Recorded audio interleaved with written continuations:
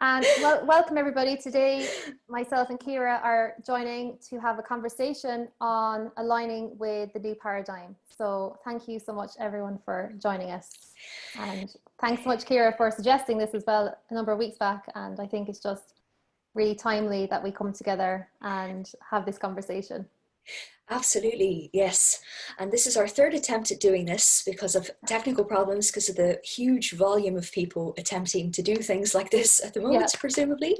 Yeah. So we're going to just start from the top.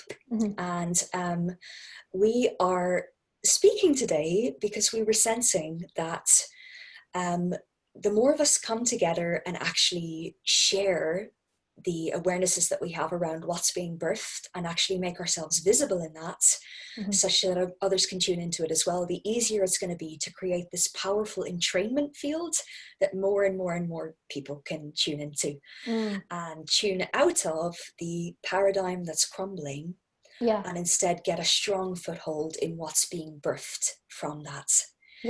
So we thought it'd be cool to do that together.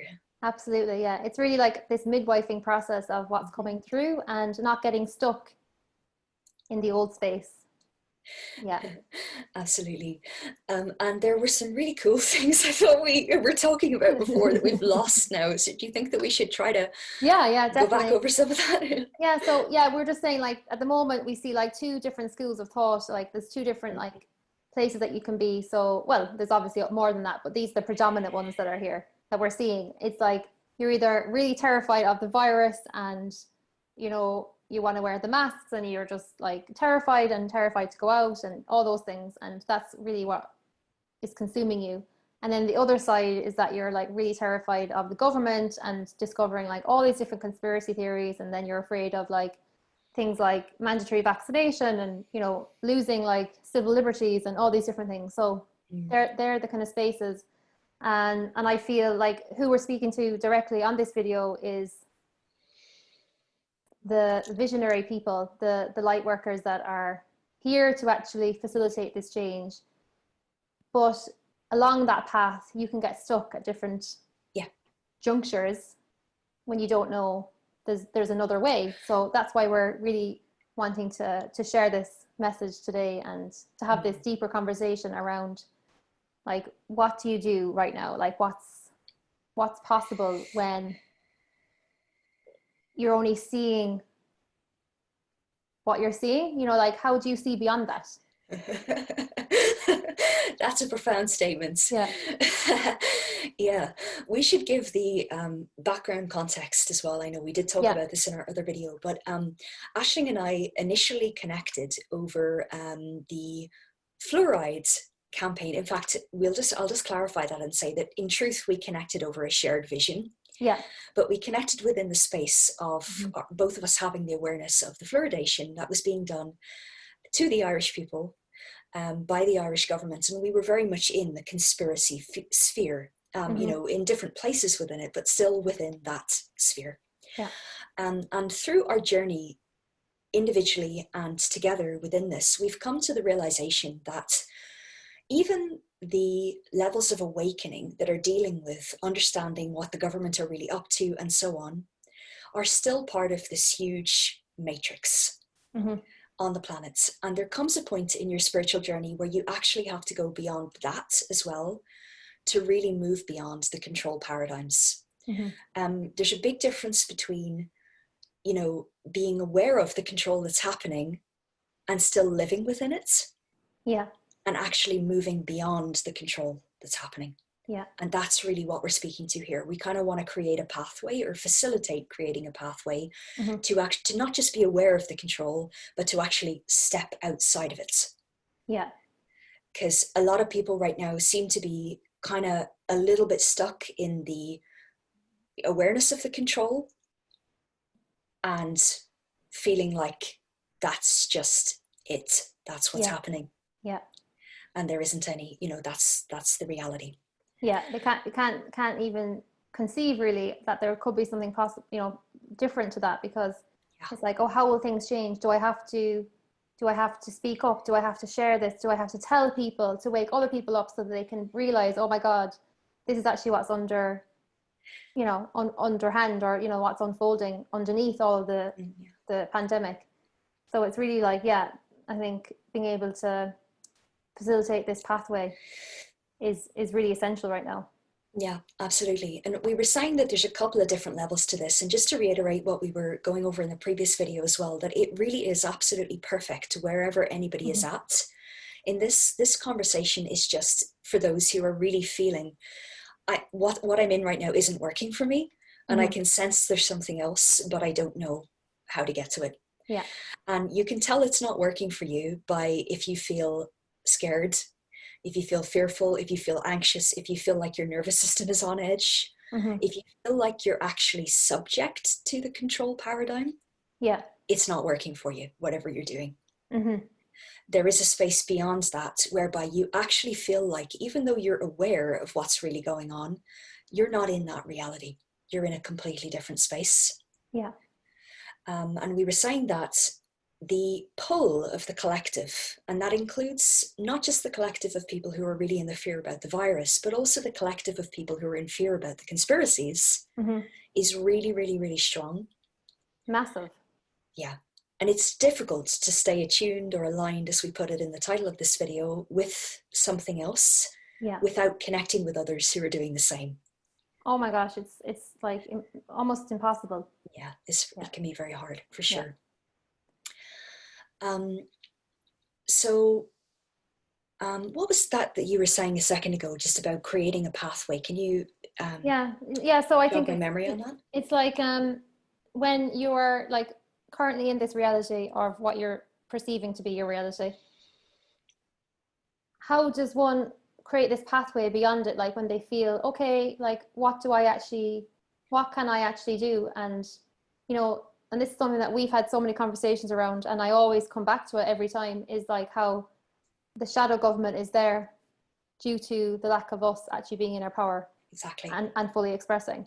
Yeah. So it's like, I feel like all of the practices of that creating that pathway are centered around, like, as you always say, like calling yourself back in, coming back home to yourself, and coming back into your own power, and coming into your expression of who you actually are. Yeah. Do you know, and that doesn't mean that you have to be running up and down the street with a banner, "This is my real self." Do you know, it's like, it's just actually making these very kind of subtle shifts almost, to just be like, oh, I'm actually going to let go of the parts of me that are not true, and where I'm, you know, maybe hiding myself, and, you know, that I actually have things that I want to share. I have different inspirations bubbling up in me. It's actually going with that. And that's the thing, like, it's almost like the pathway really is within, and it's just like when you get into that practice, you're unfolding it. Absolutely. That is so beautifully put, Aisling. I love how you described that. The path with hearts and following the true inspiration and so on. Yeah, absolutely. That's a really interesting thing that you started to get into there. So let's talk about that a little bit. I know that you've been through this as well. We've both been through this in our own way. You know, when you initially kind of disconnected from the way that you were doing the fluoride campaign, and a lot of people questioned you, like, oh, you've just abandoned it, you've whatever. And I know you've been talking a lot recently about the shift from outer activism to inner activism. And you were just saying there about, you know, that we have things that we really want to express that are true to us. A really huge part in this, I've noticed, is that many people feel that like it's wrong or selfish, or we're letting the side down somehow if we don't do whatever is the conditioned thing. Yeah, that is huge. Yeah. Whereas, sorry, go ahead. Because that brings it back to that time where I was really, you know, grappling with that, and I was feeling like, oh, it's my duty to like tell people, and I can't, as you say, like let them down. And it was almost like, in a way, it was like I was addicted to that. It's that level of tension and adrenaline. That's it. And it's like, it's not safe unless I'm in that state. That's it. That's the programming of the Matrix. Oh my gosh, it's so like, it's just so ingrained into every part of you. Absolutely. And let's just pause there for a moment to say, if you're feeling that at all, it is 100% sign that you're actually gripped by the Matrix, even though you might feel like you're awakening, or you think you're awakening to something. It's got you. If you feel like that. That's the trick. That's the little Oh, it's huge, thing. because I'm thinking back to like how I used to eat and how I used to, like, you know, just with my own like wellness practices and everything. And I thought I was awake. I thought I was into wellness. I was, you know, trained as a nutritionist, but like I was constantly suppressing myself, constantly suppressing, but then also overstimulating my nervous system, and then trying to numb my nervous system with like lots of like loads of fat, loads of heavy meats, and, you know, yeah, just like in a way that I felt like, oh, this is actually healthy, because, you know, there's all these different informations out there that would have you believe that that's healthy. And it wasn't until I actually started committing to this journey, in the same commitment that I had to the campaign, I was like, I'm gonna commit that level of energy and focus to this, like the inner activism. And what naturally came to me then was like, you have to let go of this density in your body, let go of like any overstimulation of my body, like letting go of coffee, letting go, I didn't drink alcohol anyway, but like just letting go of those, any types of like artificial stimulation, and really getting my whole nervous system into a very calm and trusting place, and expanding my nervous system so that I can tune into like the real that's out of that picture. That is absolutely amazingly put. And we were talking about how the nervous system is absolutely key to this. Mm-hmm. The key to actually embodying something beyond this is 100% in the body, you know, Yeah. and specifically in the nervous system. Yeah. It's Yeah. It's all in there.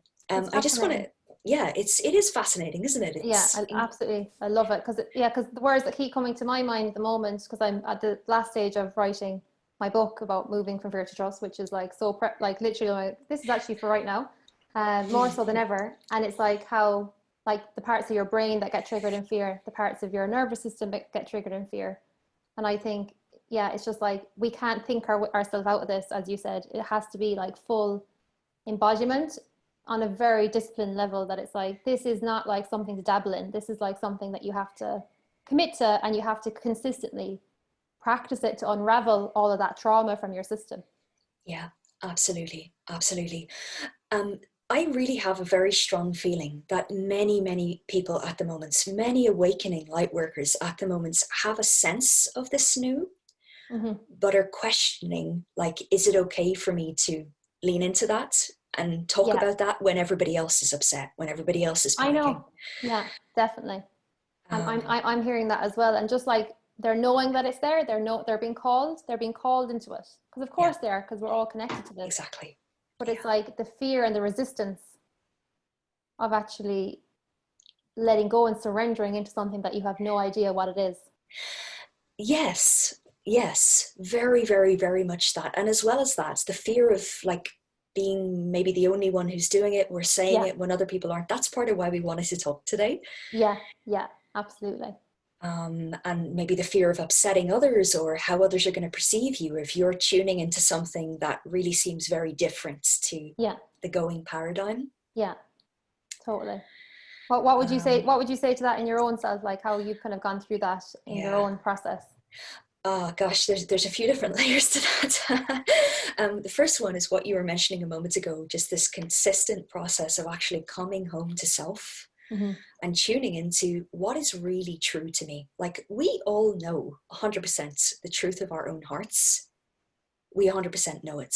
Mm. We just sometimes trick ourselves into thinking that we don't because we question and doubt and so on. But as soon as you actually come back to that, and sit with it and be with it, it's really clear to you what you feel. So like I can bet that there's loads of people listening to this right now who are feeling, if they come back to the truth of their own hearts, I can feel that there's actually something beyond this, and this is a really positive thing, and there's Mm-hmm. an amazing reality that's accessible here. Yeah, That's really the truth if I feel it, yeah. even though logic might say something else and everybody else might say Mm. something else. So there's coming back to that. Yeah. And I think like what's after happening in terms of like, you know, quarantine and self-isolation and all this is like, this is like the perfect condition to actually Yeah. disengage, like completely disengage, and actually come completely back into your own self and actually make the space and the priority for that. Completely. Yeah. That's interesting, because you were just mentioning earlier as well about the noise and so on, and not filling in the space that's become available with noise. I mean, you want to say a bit more about that, because that's really important in this. Oh, it's massive. What I see it is like, say you're at home and you're like wanting to fill in the space because you're addicted to that state of tension. That's keeping you contracted. That's keeping you in the known of what it is you probably, if you're looking at it and you're questioning it, you don't want anymore. Yeah. But by continuously reaffirming it, taking in videos, blogs, you know, all the different media, news or radio, whatever you're listening to. If you're filling in all that, there's no space for you to actually hear your own self and actually listen into, like, what is it that I actually want to create? What is it that I'm perceiving? What is it that's actually coming through me? Like, life is always evolving, and it's just aligning with that. But when you have all this white noise, you know, all the different things coming in, you can't hear that, because that inspiration is very quiet and subtle. So you have to make space. So you might look like you're making space, but if you're filling in all the space with all this noise, you're not able to attune to it. So then you're actually keeping yourself stuck and kind of going, oh, you know, watching your clock and going, when will this pass? 2 weeks, 3 weeks? When are we always going to live like this? You know, but it's like, instead of like literally relaxing into it and being like, this is the perfect space for me now to pull away from what I was always about to leave and actually completely hear myself. That's amazing. I love that. I love how you describe all of that. That includes, by the way, the conspiracy media. Oh yeah, the alternative media that you're kind of, I have looked at a few things, you know, and people have sent things on to me, and I'm actually looking at it going, there's part of me that just laughs. Yeah. Because I'm actually like, because it is completely insane what's happening. Yeah. But I'm almost like, this is actually comical, and it's like, but I think because of the journeys that both of us have been on, it's like, we don't see that as like, we're not stuck to it. Yes. Yes. You know, so it's like different. It's not that you're like, oh, la la la, I can't look at anything. It's like you're not actually buying into it as actually, oh, that's the reality. That's what's going to happen. Exactly. And you're attuned to the paradigm beyond that, the reality beyond that. There's just two things within what you were saying there, Aisling, that I just want to loop in for people as well. It's the tension of the existing paradigm, even the awakening paradigm of the conspiracy stuff, is addictive. So addictive. It's like coffee. Oh yeah, you just you want more. You know, it's just The thing that everybody really wants to watch out for really, really carefully is that nervous system tension, the feeling of being stimulated. Yeah. That's a clear sign that the addiction is present. And it's a clear sign that we're locked into that matrix paradigm that we want to get beyond. It is honestly really addictive. It is so easy to fool yourself into thinking, and I've had a lot of conversations with people about this week. That's why I'm bringing this up. It's so easy to fool yourself into thinking, oh, I'm like learning these things and so on, and you're the tension is so addictive. You have to watch out for that. But it's so interesting that you've had those conversations, because I have as well this week. And interesting. And as we were saying in our previous, this is our third take, so in our previous recordings, we were like saying, you know, how we always come together at these very like pivotal moments, and it's like this like the stars align, and like, Ciara and Aisling are meant to have a conversation right now, because whatever needs to come through, it's very important to like put it into the field. But what was I saying? Oh yeah, I was having a conversation earlier, and just about like like, you know, I'm learning about this, and I'm, you know, really like seeing what's happening, and I can't remember where I saw it now, but it was somebody shared it on a meme, and it was basically how like the first stage, like when you're in a childlike psyche, like your child consciousness, is when you see like what the government is saying as real, and you believe everything. And then when you move beyond that stage, it's like you go into like a teenager where you're like, government is a psychopath, and, you know, all the different conspiracy theories and the New World Order and all the different things. And you're just like fighting it. And then when you move beyond that, then it's like you realize you have to become an adult, and you have to become like self-sovereign. And this point that I wanted to say was, when you're in that kind of the conspiracy space, you're fired up, like you're angry, you're, you know, frustrated, you don't want it to be, you want everyone else to hear it. But it's like you're fighting, and it's like that part that we have spoken about in previous videos, like about the inner family and how you have the inner warrior. But it's almost like instead of the inner warrior fighting the outside, it's like now you have to have the warrior to discipline you, to actually keep creating the space within your own self, to actually disengage, and to actually create a very strong discipline where you're coming back to your own self and you're living from that place of like inner fullness, and you're actually bringing that out into your reality. I love that so much. But it's like, you know, the way you say like light workers and this, and people might think, oh, it's like airy fairy, but it's like, this is one of the most like, this is like one of the most least airy fairy paths you could ever take. Like you have to have the discipline of like a warrior to be able to continuously command your thoughts, your actions, your behavior, you know, like on all levels. You have to just become so aware of yourself and how, where are you in addiction, where are you keeping yourself in tension, where are you hiding yourself and actually like watering yourself down.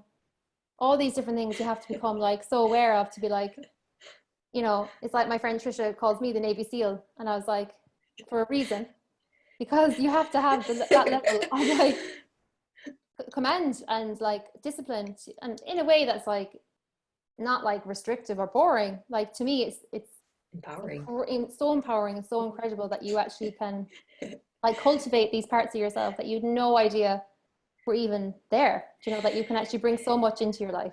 You're awesome. I love you. You're so cool. Navy SEAL. I sent out a newsletter the last day, and I described myself as a mixture of a Navy SEAL and a gentle midwife. That's perfect. It perfectly describes you. I'm so glad that you got into the inner family, because that was the next piece. Yeah. So to add on to that as well, this whole matrix paradigm, this reality that we've been living in for eons of time, has been the reality where the inner child has been traumatized. It's the trauma paradigm. I just call it the trauma paradigm for ease, to sum up the whole thing. Yeah, definitely. Yeah. If we want to move beyond that, we have to actually create the space for the inner child to be safe and to be happy and to be well and to be loved and cared for and heard and honored. And there's a few things that goes into that. This, just to tie back in first to, you were asking, how do I do this, or how did I do this myself with the you know, just being true to what's true to you and being able to express that and so on. The biggest thing that stops people from doing that is that we are looking outside of ourselves for approval or acceptance for our inner child that we haven't created the safe space for. And it's really basic, you know, in terms of like when we were children, we literally needed our parents to approve of us, otherwise we would die, they would stop feeding us, etc. It's hardwired into our system. So even if it's not that you're directly seeking approval, most people have a fear of kind of being seen too outside of the box, in case it means death. Totally. on a metaphorical level, you know. So we actually have to get home for our own inner child and create the nurturing space for our own inner child, where we give ourselves the parental approval from the inside out that makes it safe for us to be our true selves. Absolutely. Even if nobody else agrees. That's it. And it's like, you know, you're not waiting for anyone else to do that for you. It's like the only person that can actually do this for you now is yourself. Exactly. Exactly. And even if others do disagree, it doesn't matter. That's the key thing. We're not shaken by other people disagreeing with us either. That's a huge key, because it's like, you know, so many people I'm talking to, it's like, you know, they want to become more visible, they want to share, they want to actually just be themselves. But it's like that kind of like that fear of like, what will people think of me? And, you know, whatever, you know, rejection or judgment or all the different things that, you know, obviously go through our minds before we do these things. Absolutely. It's really, really understandable. It makes such sense. So like just on a foundational level, a basic level, even just to make ourselves more visible, like you're saying, we have to create that space for the inner child. But to put it into the larger context of the paradigm that we're leaving behind, I always find it really helpful for myself to kind of like scan out and see the broader context. And once you've got the broader context, it's like, oh yeah, this makes so much sense. And I know you find the same thing. Yeah. But if we consider the paradigm that we're leaving, which includes the traumatic conspiracy stuff, as the trauma reality, where the inner child was traumatized, it makes total sense that what we're actually creating is a reality that is not that. A reality that is completely a beautiful playground of joy and delight and supports for the inner child. Yeah. So if you kind of just look at it as that's your only focus, it really makes the whole process a lot easier. Oh, like, yeah. And it really simplifies it, Ciara. Like, yeah, it does. It's like, it's not like I have to be doing this grandiose like tap dance along the along my kitchen table and show everybody on Facebook Live. Do you know? It's like, yeah. That's actually what it boils down to. Yeah, it's like you can really simply boil it down to like, is this nourishing and supportive to my inner child? Yes or no? Yeah, literally. Yeah. Oh my God, that is so good. But that's so funny because literally when my mom like passed away and I was like in a really like high state of trauma after that experience, every day, every single day, my focus was, how can I nourish myself today? How can I make my space as nice as possible? How can I be as kind to myself as possible?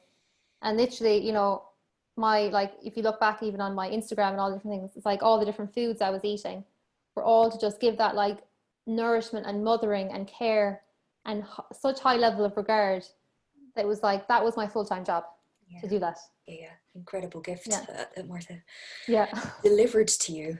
Yeah. It's amazing. Yeah. But I think for people who are like in that space of like awareness and they hear this as they can hear it. We don't need to explain it or, you know, like try to make you understand. It's like, you can hear this, you know, this is the case. And it's just like being able to have that safety in yourself and create that safety in yourself to just start making like, what's the next thing that you need to do? Yeah. You know, it's like what, you know, it's not like, oh, I have to have this big plan. It's just like, what's the next step that you have to do right now? The very next step. Yeah.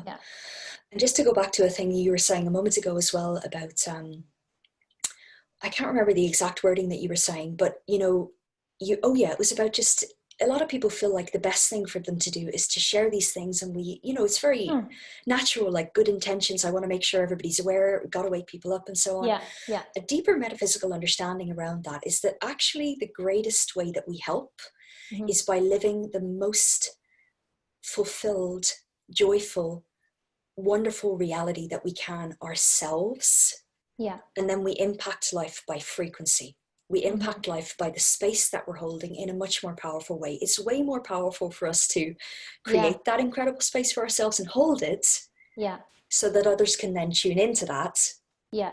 Than it is to tell everybody about the conspiracies. All the stuff. Yeah. Because another one that I've heard as well, you know, has just been like the connection with like 5G and people getting like, you know, we need to wake everyone up and, you know, and it's like, so how do you make peace with that when you're seeing these different things unfolding on the surface? Like, how do you kind of just give yourself like permission to go, okay, that's what's happening on that level of this reality that's actually destructuring, and just take my focus completely onto my own self and actually what I'm creating without getting upset or meshed into that story. Yeah. So this kind of goes back to the thing that we said in the first take of this 3-take thing that we've been doing. That, you know, it's absolutely spot on perfect wherever anybody is at in anything, because the pace of awakening in life is, you know, it's paced out. Oh yeah, that's a really important point. Yeah, it's a really important point. The whole point is that we don't all awaken at the same time. And by the way, this is part of why it's a really bad idea to run around trying to awaken people who aren't ready to awaken.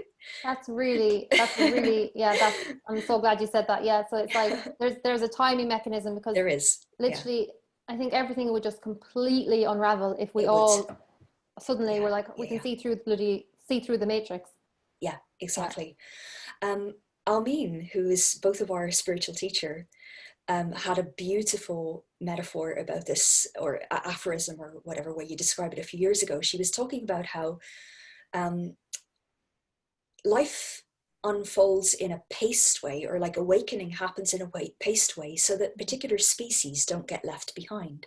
Particular species that are slow moving. And she was saying, I can't remember the exact wording, I'm paraphrasing now, and it's not as good when you paraphrase. Yeah. But it was essentially that like butterflies who are very slow moving in their evolution would get left behind if we went too fast. Like, we don't want to leave behind butterflies. We don't want to leave behind flowers. We don't want to leave behind anybody. We want to go together. And that means it has to be paced, as well as avoiding the epic too fast destructuring.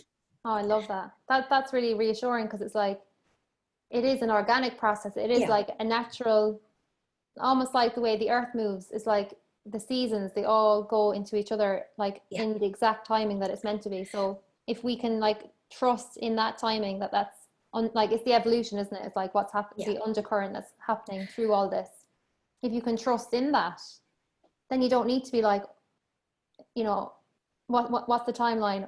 When's this going to happen? You can just go, just going to relax into the pace, and it's all happening in the exact right timing.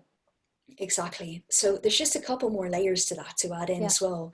Absolutely perfect to where everybody is at in this in terms of their own process. That's exactly how it should be. But there are a couple of nuances and paradoxes within that. The first of which being, it's always the case wherever we're standing, like you were saying earlier, Aisling, that following your inspiration is the correct thing to do. Yeah. So if it's an authentic inspiration in the moment, it's truly coming from the inspiration of the heart to talk about a particular thing, to share a particular thing, to tell people about a particular thing, that is the right action in that moment. If it's an authentic inspiration. Yeah. The other thing within that is that it's, well, like there are many layers to it, but we can be seeing, like, we know that 5G is an issue. You know, we're aware of the influence that 5G has, that it's very destabilizing to the body's fields and so on. Think of it this way: if 5G is breaking down the body's fields in this way through distorted frequency, what's the antidote to that? It's obviously not more distorted frequency. Yeah, exactly. Yeah. And it's interesting, if you think of it in that way, it's like that frequency is so distorted, so that it's giving you like massive impetus to actually create like this pure frequency. That's it. The actual solution. Sorry, go ahead. I'm just like so excited. I'm like, that's it. That's exactly it. The actual solution is embodying the frequency that counteracts this. It's holding the larger space of such pure frequency beyond this, that we neutralize the effects of even this stuff that's happening. Yeah. That's how I personally reconcile it. I'm aware, but I know the solution. That's the thing. Yeah. And that's something that, like, I've gone through, as you know, well, because you were guiding me at that stage when I was like, fight the system, you know, take on the government in the Kurgan story. And it was so much like how, like, it took me ages to get my head around like the fact that the water was being like, you know, contaminated, but then it was like focusing on the pure image and vision and expression of like pure water coming through. And that's been my focus, and continues to be. And that's actually how I was able to then disengage from that old way of being. Amazingly put. Yeah. Amazingly put. Yeah. And again, just to go back to the thing that we were talking about earlier, the thing to always watch out for is there attention? If there's attention, you're hooked. Yeah. So that's a good kind of check in with yourself, isn't it? So absolutely. Like, so it's even like, you know, as you say, it could be like the inspiration that you are to share about 5G, for example, because that's the kind of thing that's coming up for you. But it's like, if it's done through that tension, it's just an indicator that you're still hooking into it. Exactly. Where's it coming from is the question. It's not that any particular action is not the right thing. Yeah. It's where's it coming from? Where's it coming from? Yeah, it's completely different. But it's just another kind of layer to that would be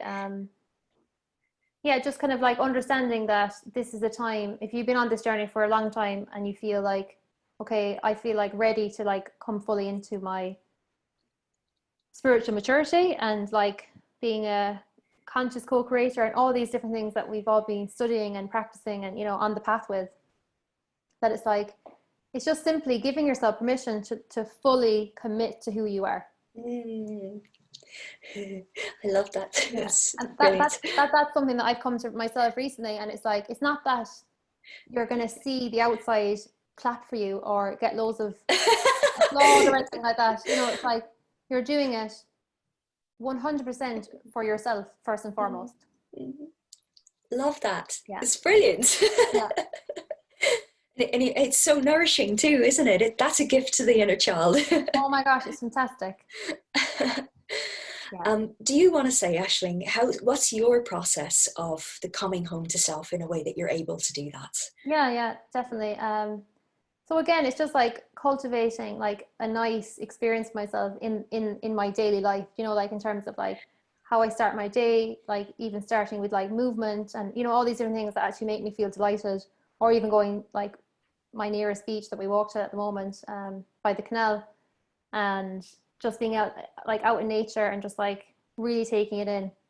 Just, yeah, just really simple things, you know, just like making sure that my body feels good and making sure that I'm feeling like I'm taking care of myself.